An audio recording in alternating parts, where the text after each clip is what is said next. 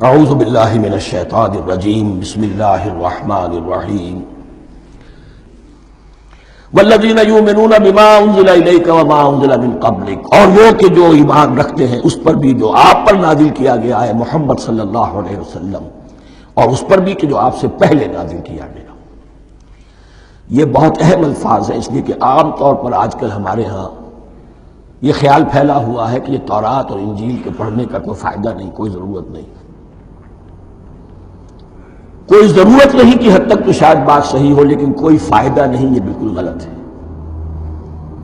یہ ابتدا ہے قرآن کی، اور کس قدر اہتمام کے ساتھ کہا جا رہا ہے۔ ایمان صرف قرآن پر نہیں، اس پر بھی کہ جو اس سے پہلے نازل کیا گیا۔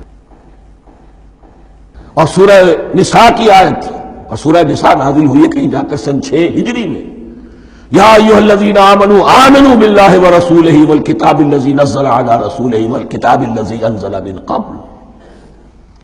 تو اس سے ایمان جو ہے تورات پر اور انجیل پر اور زبور پر اور صحف ابراہیم پر، اجمالی ایمان کی جو اہمیت ہے اس کو اچھی طرح سمجھ لیجیے۔ البتہ یہ ہے کہ چونکہ ہم سمجھتے ہیں اور جانتے ہیں کہ ان کتابوں میں تحریف ہو گئی ہے، لہذا ان کتابوں کی کوئی شے قرآن پر حجت نہیں ہوگی۔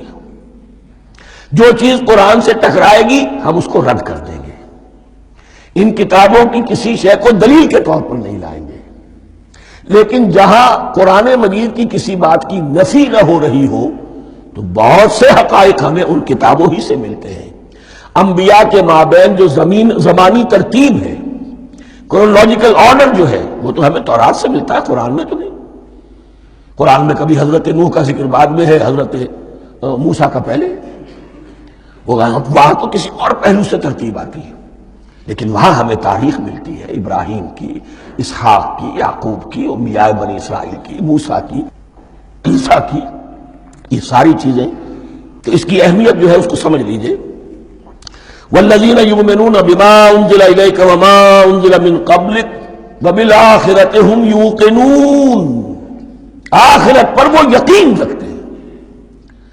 نوٹ کرنے والی بات کیا ہے کہ باقی سب چیزوں کے لیے لفظ ایمان آیا، آخرت کے لیے ایقان کیوں؟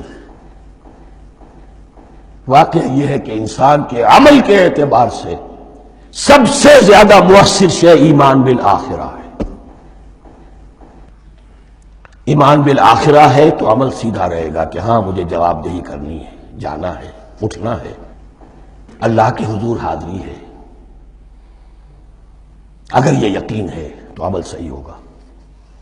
اس میں کمی ہو گئی تو توحید جو ہے وہ بھی بس ایک عقیدہ، ایک ڈوگما بن کے رہ جائے گی۔ ایمان بالرسالت بھی بدعات کو جنم دے گا۔ عید میلاد نبی منا لیجئے، اور کچھ عشقیہ اشعار کہہ دیجئے، نعتیہ اشعار کہہ دیجئے، اللہ اللہ خیر صلی اللہ، یہ ایمان بالرسالت کے مظہر ہوں گے۔ عمل انسان کا درست ہوتا ہے آخرت کے یقین کے ساتھ۔ وبالآخرۃ ھم یوقنون، آخرت پر انہی کا یقین ہے، انہی کا یقین ہے۔ یہ حصر بھی ہے اس اعتبار سے کہ یہودی میں مدعی تھے کہ ہم آخرت پر یقین رکھتے ہیں، یہاں کنٹراسٹ دکھایا جا رہا ہے، آخرت پر یقین رکھنے والے یہ لوگ ہیں۔ اور تعویل خاص کے اعتبار سے وہ لوگ موجود ہیں تمہاری نگاہوں کے سامنے۔ 13 برس کی محنت کی کمائی محمد رسول اللہ صلی اللہ علیہ وسلم کی، اس کتاب کی، یتلو علیہم آیاتہ ویزکیہم ویعلمہم الکتاب والحکمہ، اس کا جو نتیجہ ہے وہ تمہارے سامنے ہے۔ اولئک علی ھدی من ربہم، یہ وہ لوگ ہیں جو اپنے رب کی طرف سے ہدایت پر ہیں۔ وہ ابتدائی ہدایت بھی ان کے پاس تھی، اور یہ تکمیلی ہدایت بھی، قرآن پر بھی ان کا یقین پورا ہے، اور محمد کا اتباع بھی وہ کر رہے ہیں۔ وَأُولَٰئِكَ هُمُ الْمُفْلِحُونَ، اور یہی وہ لوگ ہیں جو فلاح پانے والے ہیں۔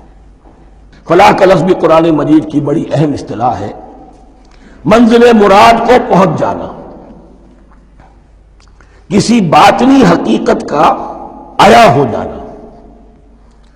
اسی لیے اس پر پھر گفتگو انشاءاللہ ہوگی سورہ مومنون کے شروع میں، لیکن یہ کہ فلاح پانے والے، کامیاب ہونے والے اصل میں یہی لوگ ہیں۔ تو گویا کہ تعویل خاص میں صحابہ کرام کی طرف اشارہ ہو گیا، تعویل عام میں ہر شخص کو بتا دیا گیا اگر قرآن کی ہدایت سے مستفید ہونا ہے تو یہ اوصاف اپنے اندر پیدا کرو۔